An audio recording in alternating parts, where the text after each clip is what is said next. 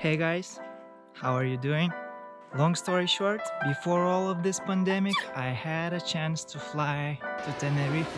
In mid-February, I found and bought a one-way ticket from Barcelona to Tenerife for only 17 euros. It was impulsive, I didn't know what I want to see or where to stay.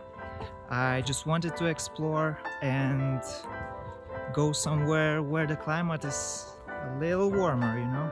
And since I don't have any stable money income, I wanted to explore that island for as cheap as possible. So 1 week before the flight, I come up with an idea to rent a cheap car and try to explore as much of that island as possible. I thought it will be perfect for all my needs because I only need a place to sleep and just something to get from place to place whenever I want to. And I can say it worked out. Well, kind of. It wasn't as easy and comfortable as I thought. I didn't get a good night's sleep for at least 5-ish days. But in the end, I managed to explore a lot and had fun doing it. And I think it's all that matters, right?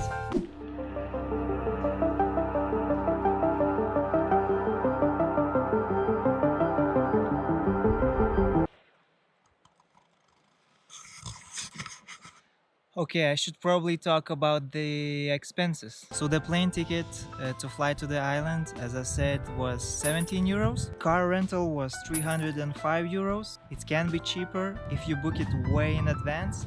And of course, smaller cars are cheaper. Fuel to go all around the island and to all kinds of places was only 60 euros. Fuel in Tenerife is usually less than 1 euro per liter because they don't have VAT. Food and water were 85 euros and 84 cents, and no restaurants or anything like that. Some additional expenses like swimming shorts, backpack, headphones, cap, a container for food, and all kinds of random stuff was 93 euros and 63 cents. And a lot of these expenses could be avoided with better planning, which in this case there was no planning.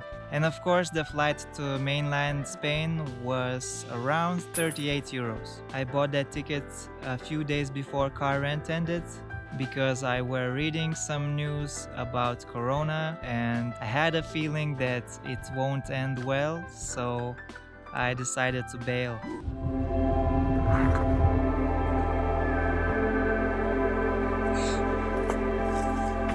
So the whole intense 14-day trip was almost exactly 600 euros.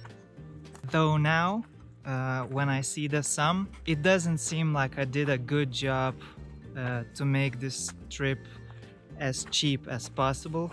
On the other hand, there are hotels where you would pay this sum of money in 1 or 2 nights, so it's not that bad. Some of you are probably saying, What?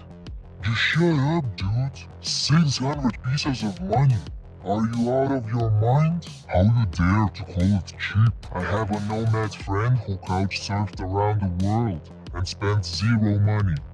Zero. Now that is cheap, boy. okay, I get what you are saying.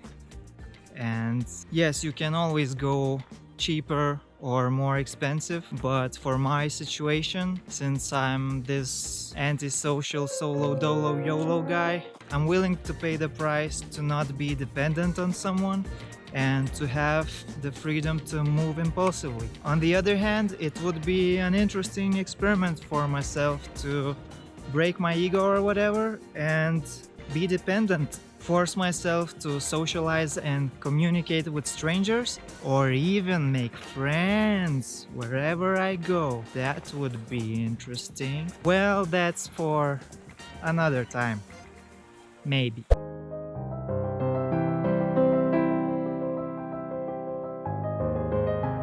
So to sum it up, I had very intense 2 weeks, many beautiful sights, many hikes, almost zero human-to-human interaction, epic beaches, epic mountains, apparently experienced the biggest sandstorm in 40 years and avoided a lockdown in an island, which would have gotten me bankrupt. So, phew.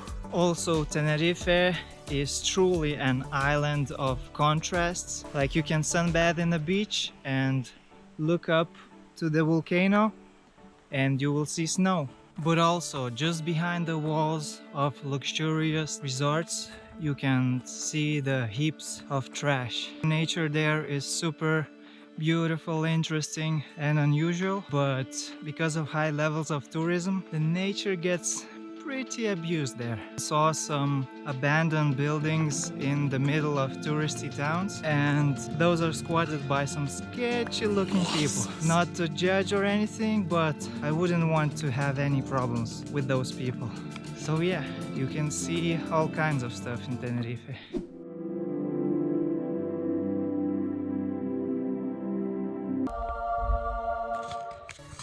Anyway, if you want to see me struggle for 14 days trying to live and travel in a rental car, then I will leave a playlist of the journey at the end of this video, or in the description below, or in this corner. Actually, probably everywhere, so don't worry, you will find it. If you somehow found this video helpful, don't be shy and click that thumbs up button. Come on, it's fun. Click it.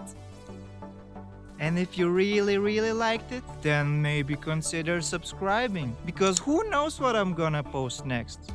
Nobody. Even I don't know. But remember, you are a free person and you can do whatever you want. So yeah,